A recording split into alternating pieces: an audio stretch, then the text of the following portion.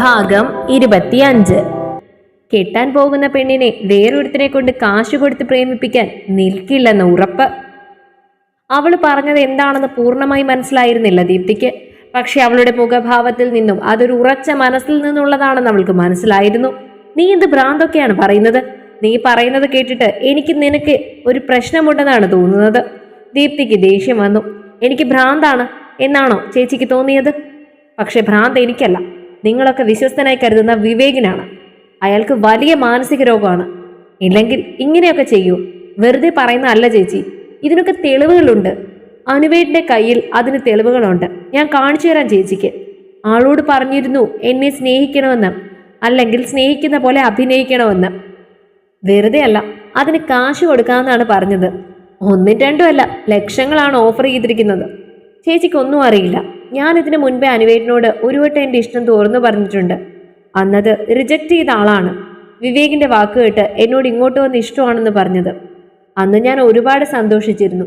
പക്ഷെ എന്നോടുള്ള സംസാരത്തിൽ പോലും ഒരു ആർട്ടിഫിഷ്യൽ രീതി കണ്ടപ്പോൾ എനിക്കൊരു സംശയം തോന്നിയിരുന്നു. അത് ഞാനൊന്ന് അനുവേട്ടിനോട് ചോദിച്ചു.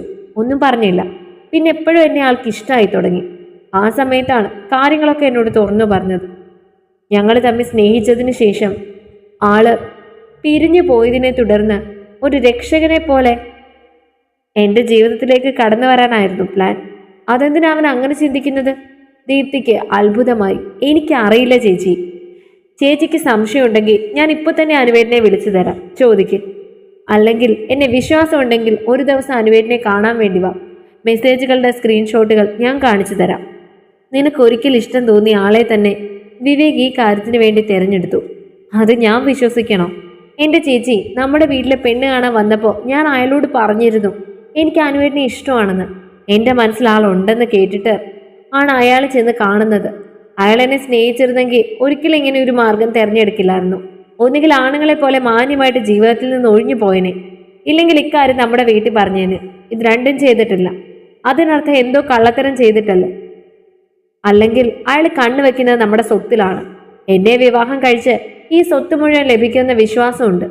അതുകൊണ്ടാണ് ഇങ്ങനെ ഒരു കളിക്ക് വേണ്ടി അയാൾ നിൽക്കുന്നത്. അമ്മായിക്കും മക്കൾക്കും ഒക്കെ സ്വർണത്തോടുള്ള ഭ്രമം ഞാൻ പ്രത്യേകിച്ച് ചേച്ചിക്ക് പറഞ്ഞു തരേണ്ട കാര്യമില്ലല്ലോ.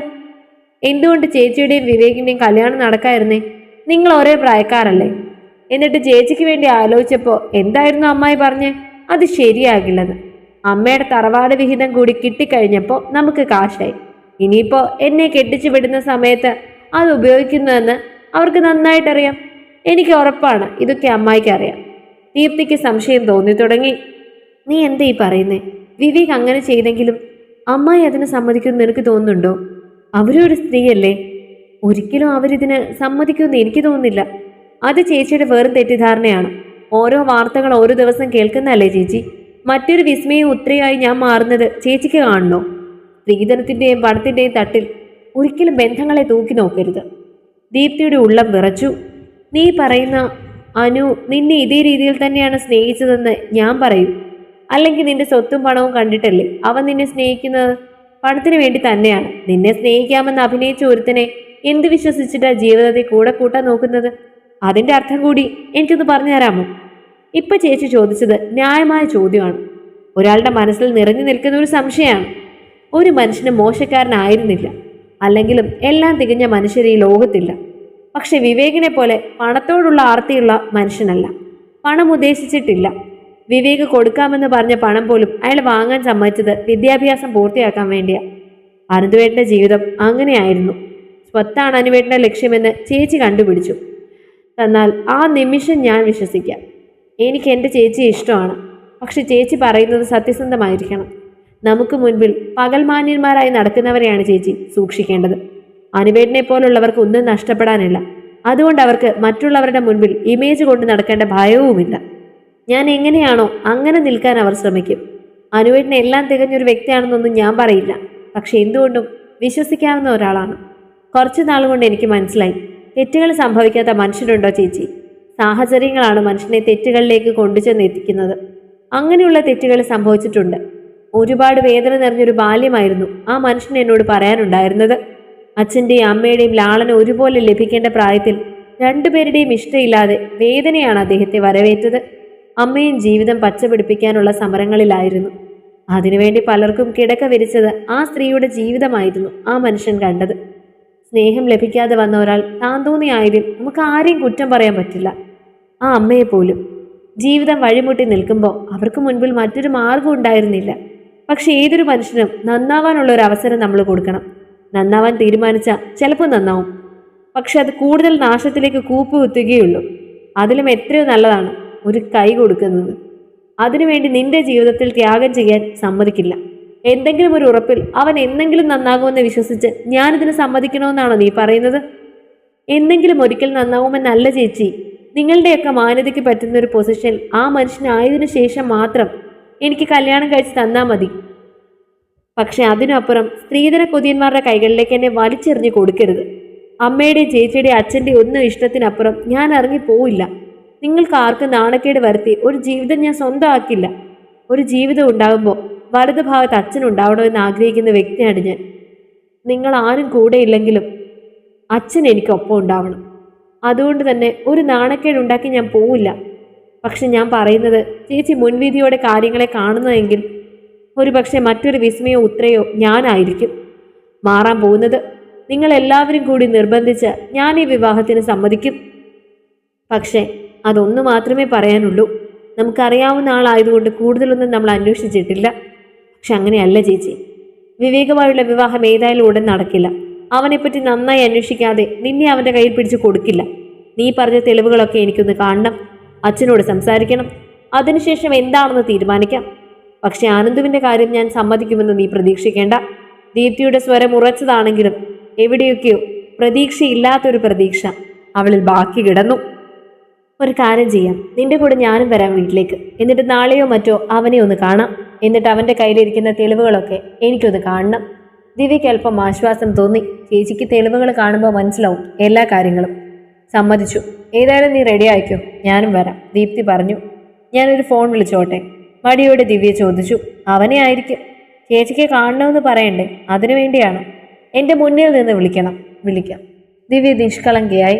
ദീപ്തി ലോക്ക് മാറ്റി ഫോൺ ദിവ്യയ്ക്ക് നേരെ നീട്ടി. അവൾ പെട്ടെന്ന് നമ്പർ ഡയൽ ചെയ്തു. നമ്പറൊക്കെ കാണാൻ പാടാണല്ലേ? ദിവ്യ ചിരിച്ചു കാണിച്ചു. അവളെ കൂർപ്പിച്ച് നോക്കി ദീപ്തി. 1-2 റിങ്ങിന് ശേഷമാണ് ഫോൺ എടുക്കപ്പെട്ടത്.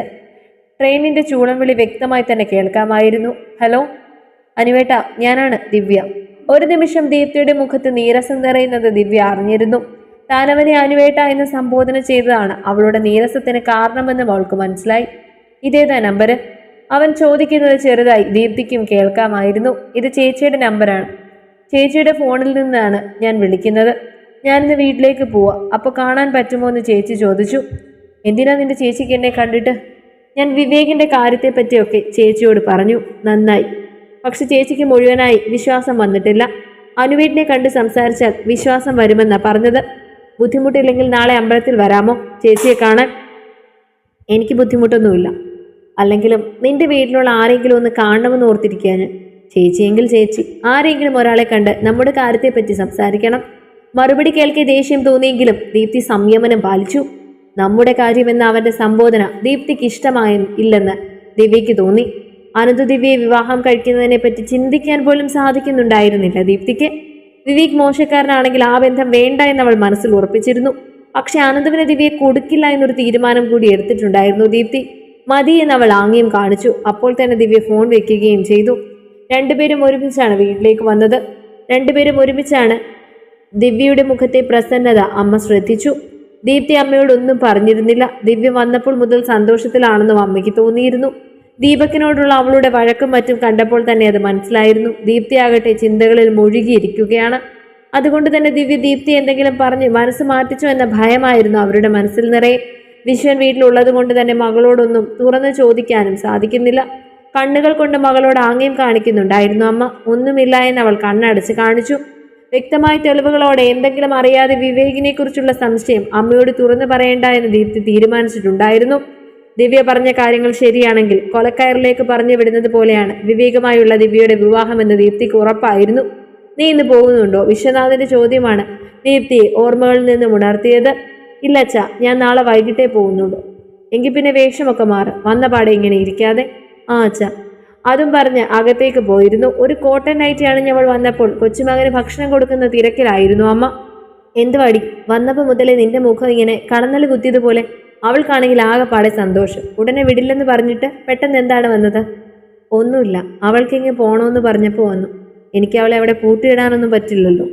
ഇങ്ങനെയൊന്നും അല്ലല്ലോ നീ പോകുമ്പോൾ പറഞ്ഞത്. ചേട്ടത്തി അനിയത്തിയും കൂടെ എന്തോ ഉറപ്പിച്ചിട്ടുണ്ട്. നീ അവളുടെ കൂടെ നിന്ന് എന്തെങ്കിലും വേണ്ടാതീനം കാണിക്കാനാണ് ഉദ്ദേശമെങ്കിൽ പിന്നെ അമ്മയെ നീ കാണില്ല. സ്ഥിരം അമ്മമാരുടെ ആ ഡയലോഗ് പുറത്തിറക്കി അമ്മ. അമ്മയുടെ വർത്തമാനം കേട്ടാൽ തോന്നും അവളുടെ കല്യാണം നടത്താൻ ഞാൻ കൂട്ടു നിൽക്കുവാണെന്ന്. ഇതാദ്യം കണ്ടുപിടിച്ചത് തന്നെ ഞാനല്ലേ? അങ്ങനെ എന്തെങ്കിലും ഉദ്ദേശം ഉണ്ടായിരുന്നെങ്കിൽ എനിക്ക് അമ്മയോട് പറയേണ്ട കാര്യം ഉണ്ടായിരുന്നില്ലല്ലോ. എനിക്ക് മറ്റെന്തിനേക്കാളും വലുത് ദിവ്യയുടെ ഭാവിയാണ്. അനന്തു ആണെങ്കിലും ശരി, വിവേക് ആണെങ്കിലും ശരി, നന്നായി അന്വേഷിക്കാതെ നമ്മുടെ കൊച്ചിനെ ഒരു വിവാഹ ജീവിതത്തിലേക്ക് പറഞ്ഞയക്കാൻ പാടില്ല. നീ എന്താ അങ്ങനെ പറഞ്ഞത്? വിവേകിന് എന്തെങ്കിലും കുഴപ്പമുണ്ടോ? അവൾ എന്തോ പറഞ്ഞ് നിന്റെ മനസ്സ് മാറ്റിയിട്ടുണ്ട്. അങ്ങനെ മനസ്സ് മാറുന്ന പ്രായമാണോ എൻ്റെ? അതൊന്നുമല്ല. വിവേകാണെങ്കിലും അവനെപ്പറ്റി നമുക്കൊന്നും അറിയില്ല. പുറം നാട്ടിലൊക്കെ ജീവിക്കുന്നതല്ലേ. നല്ല വ്യക്തമായി തന്നെ അവനെപ്പറ്റി അന്വേഷിക്കണം. നമ്മുടെ അമ്മായിയുടെ മോനാണെന്ന് പറഞ്ഞിട്ട് യാതൊരു കാര്യവുമില്ല. ചക്കയോ മാങ്ങയോ അല്ല തുന്നിച്ചു നോക്കാൻ. നമ്മുടെ കൊച്ചിൻ്റെ ജീവിതമാണ്. നന്നായി തിരക്കാതെ ഒരു കാര്യത്തിലേക്ക് നമ്മൾ ഇറങ്ങി പുറപ്പെടാൻ പാടില്ല. എന്തൊക്കെയാ നീ പറയുന്നേ? എനിക്കൊന്നും മനസ്സിലാകുന്നില്ല. എനിക്കൊന്നും മനസ്സിലായിട്ടില്ല. എനിക്കെല്ലാം മനസ്സിലായി കഴിയുമ്പോൾ ഞാൻ അമ്മയോട് പറഞ്ഞുതരാം. അത് പറഞ്ഞവൾ തിരികെ മുറിയിലേക്ക് പോയിരുന്നു. ദിവ്യ ഇപ്പോഴും TV കണ്ടുകൊണ്ടിരിക്കുകയാണ്. അവളുടെ മുഖത്തൊരു പ്രത്യേക സന്തോഷം കണ്ടിരുന്നു. ഒരുപക്ഷെ താനൊപ്പമുണ്ടെന്നൊരു വിശ്വാസമായിരിക്കും. ആ ഒരു വിശ്വാസം ഒരുപാട് നീണ്ടുപോകാൻ പാടില്ലെന്ന നിർബന്ധം ദീപ്തിക്കുണ്ടായിരുന്നു. അവൾക്ക് മനസ്സിലാകണം താൻ ഒരിക്കലും അനന്തവുമായുള്ള അവളുടെ വിവാഹത്തിനൊപ്പം ഉണ്ടാവില്ല എന്ന്. അവൾ ദിവ്യയുടെ അരികിലേക്ക് ചെന്നിരുന്നു. ഞാൻ നിന്നോടൊരു കാര്യം പറയട്ടെ. നീ എന്തിനാ ഇങ്ങനെ ഒരുപാട് സന്തോഷിക്കുന്നത്? ഞാൻ ഒരിക്കലും നീയും അവനും തമ്മിലുള്ള വിവാഹത്തിന് നിനക്ക് കൂട്ടു നിൽക്കില്ല. അത് നീ പ്രതീക്ഷിക്കേണ്ട. അങ്ങനെ ഒരു പ്രതീക്ഷയും എനിക്കില്ല ചേച്ചി. ഒരാളെങ്കിലും വിവേകിനെ പറ്റിയുള്ള നേർചിത്രം അറിയണമെന്ന് മാത്രമേ എനിക്കുള്ളൂ. ചേച്ചി എൻ്റെ കൂടെ നിന്നാലും ഇല്ലെങ്കിലും ഞാൻ അനുവേട്ടനെ മാത്രമേ വിവാഹം കഴിക്കൂ. ആളെ കല്യാണം കഴിക്കാൻ പറ്റിയില്ലെങ്കിൽ എൻ്റെ ജീവിതത്തിൽ അങ്ങനെയൊന്നും ഉണ്ടാവുകയില്ല. ഉറച്ചതായിരുന്നു അവളുടെ മറുപടി. ദീപ്തിയിൽ ആ മറുപടി ഒരു ഭീതി നിറച്ചിരുന്നു. പിറ്റേന്ന് ദീപ്തിയായിരുന്നു ആദ്യം ഒരുങ്ങിയത്. അന്ന് വൈകിട്ട് അവൾ ഉറങ്ങിയില്ലെന്ന് പറയുന്നതാണ് സത്യം. വിവേകിനെ കുറിച്ചുള്ള തുറന്നു പറച്ചിൽ അവളിൽ ഒരു വലിയ ആഘാതം സൃഷ്ടിച്ചിരുന്നു. വിവേക് അങ്ങനെയുള്ളൊരു വ്യക്തിയാണെങ്കിൽ എങ്ങനെയാണ് വിശ്വസിച്ച് അവളെ അവന്റെ കൈകളിലേക്ക് കൊടുക്കുന്നത്? അമ്പലത്തിലേക്ക് ചെന്ന് നടയിൽ തൊഴുതു പ്രാർത്ഥിക്കുമ്പോൾ ദീപ്തിയുടെ മനസ്സിൽ വിവേകിനെ പറ്റി മോശമായി ഒന്നും അറിയരുതെന്ന പ്രാർത്ഥനയായിരുന്നുവെങ്കിൽ പ്രിയപ്പെട്ടവനെ മാസങ്ങൾക്ക് ശേഷം കാണാൻ സാധിക്കുമല്ലോ എന്ന സന്തോഷമായിരുന്നു ദിവ്യയുടെ ഉള്ളിൽ. ആൽത്തറയുടെ ഭാഗത്തേക്ക് വന്നപ്പോഴേ കണ്ടിരുന്നു കരിനീല നിറത്തിലുള്ള മുണ്ടും അതിന് ചേർന്ന ഷർട്ടും അണിഞ്ഞ് തങ്ങളെ തന്നെ നോക്കി നിൽക്കുന്നവനെ. മുഖത്ത് കട്ടിയുള്ള താടിരോമങ്ങൾ സ്ഥാനം പിടിച്ചിരിക്കുന്നു. വെട്ടാതെ അലസമായി കിടക്കുന്ന മുടിയിഴകൾ അവന്റെ മാനസിക പ്രയാസം വിളിച്ചു കാണിക്കുന്നുണ്ടായിരുന്നു.